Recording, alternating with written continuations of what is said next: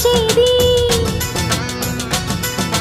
తన మదిలోని కలకలనన్ని అమ్మలకేగ తెలిపేది